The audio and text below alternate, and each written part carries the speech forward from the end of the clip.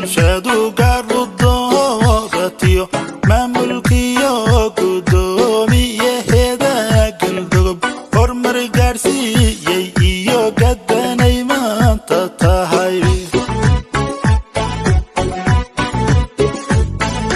geedki socodka iyo gadhwadeenkii degmadu muddo gaabanuhu hayay gudoomiyaha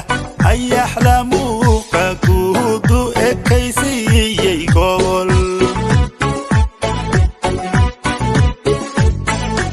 intuu joogay galdogob yahay gudoomiyaha cagafgaray dariyo rula garo casriya ayaxla soo gaadoo keenay gaadiidkan badan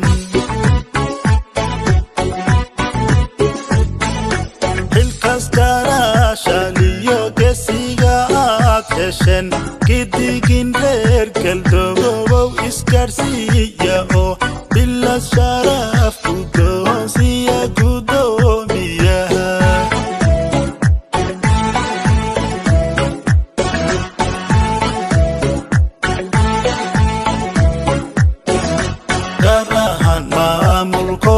wajibkiisii gutiyo dad gacmaha ishaystoon iskala guurayn qurba joogtooda garab taagan goortii walbiyo doorkan ganacsatadu ugu jiraan galdogob guushan waxay ku gaadheen midnimada guud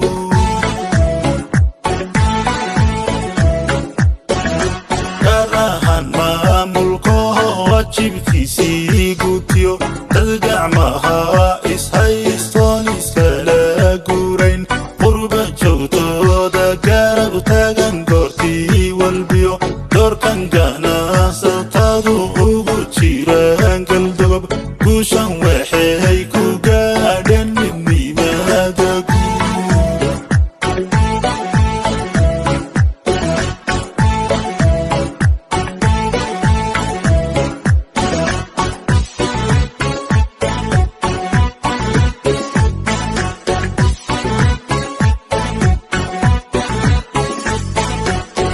gaadiidka gooshaya goortii walbaba ee galdogobka soo gala afarta gees waa la garaan inay xarun ganacsi tahay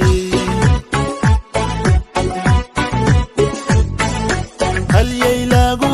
gamciyo geesi cana dhalo aabbihiiba garaadada suudhan garba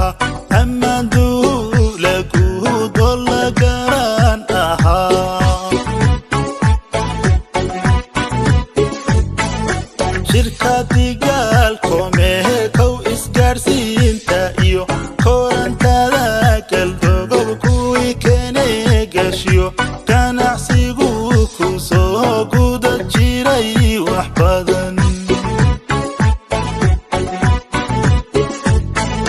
degmaguno ballaarkana gobolka badan gedsankii gardaadisay ugaaska gud gogol nabad itaaliya waa goob amniya